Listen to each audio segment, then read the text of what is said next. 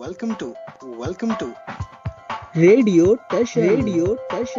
Learn along with fun. इस video को like करें, हमारे चैनल रेडियो टैशन को सब्सक्राइब करें और बेल आइकन दबाना ना भूलें। सभी को नमस्कार। अंतर्राष्ट्रीय सफेद छड़ी दिवस की सभी को शुभकामनाएं एवं बधाइयाँ। मैं डॉक्टर आद्या शक्ति राय, डॉक्टर शकुंतला मिश्रा राष्ट्रीय पुनर्वास विश्वविद्यालय से आज आपके समक्ष सफेद छड़ी की ऐतिहासिक पृष्ठभूमि पर चर्चा करने हेतु उपस्थित हुई हूँ।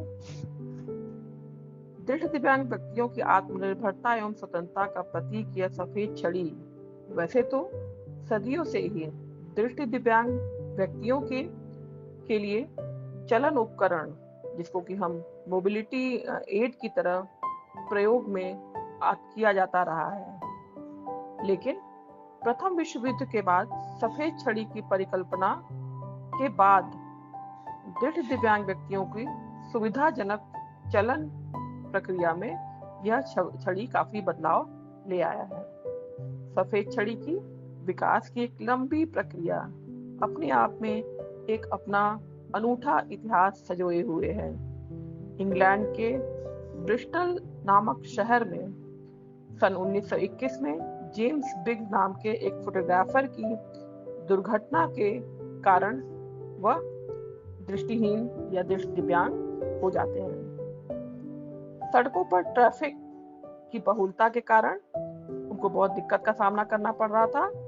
तब फिर उन्होंने एक छड़ी का इस्तेमाल करना प्रारंभ किया।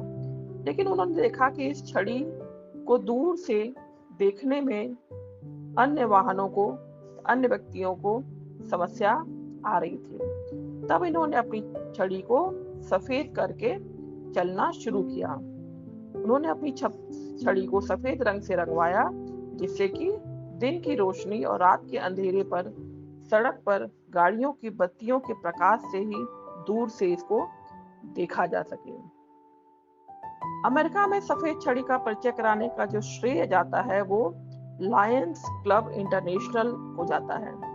उस समय उसके जो प्रेसिडेंट थे वो जियोर्ज ए बोनहम थे।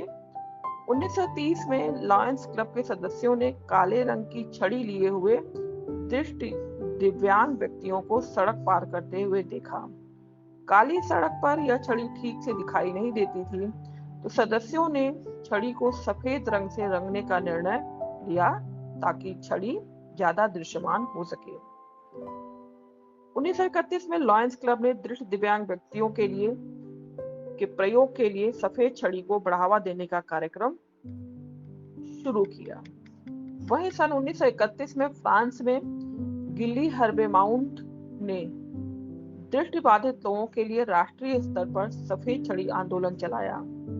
इसी वर्ष 7 फरवरी को उन्हें देश के कई मंत्रियों की उपस्थिति में दृष्टि दिव्यांग लोगों को पहली 2 सफेद छड़ी प्रदान की।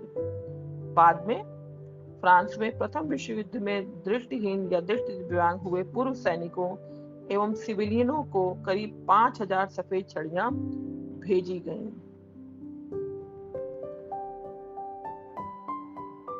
सफेद छड़ी का जो भी वर्तमान स्वरूप है, जिसमें बहुत सारी तब्दीलियां की गई हैं, उनको ज्यादा यूजर फ्रेंडली, ज्यादा उपयोगी बनाने के लिए, तो उसका जो श्रेय बेसिकली जाता है वो रिचर्ड्स एडविन हूवर को जाता है। उन्होंने सन 1944 में इसे डिजाइन किया।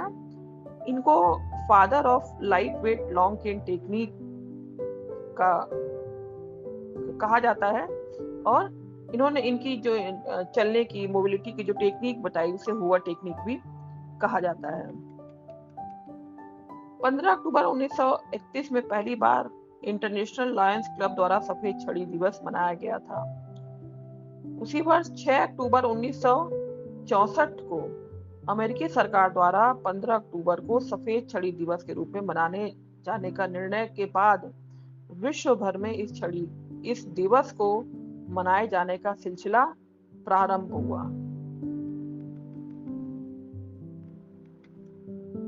6 अक्टूबर 1964 को ये जो सिलसिला शुरू हुआ, उसके पीछे की कहानी ये है कि अमेरिकी कांग्रेस ने संयुक्त प्रस्ताव के द्वारा एक HR 753 पास किया, उस पर हस्ताक्षर कर PUL 88/628 के रूप में कानून बनाया, जिसमें ये कानून यह कहता है कि अमेरिका के राष्ट्रपति को हर वर्ष 15 अक्टूबर को सफेद छड़ी दिवस घोषित करने का अधिकार प्रदान किया जाता है।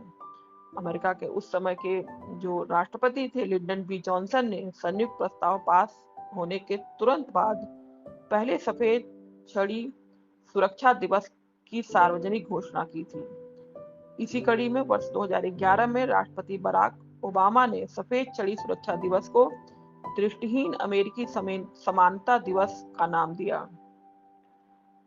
सफेद छड़ी सुरक्षा दिवस सफेद छड़ी का उपयोग करने वाले सभी दृष्टि दिव्यांग व्यक्तियों की सुरक्षा सुनिश्चित करने के प्रति जागरूकता फैलाने के लिए मनाया जाता है।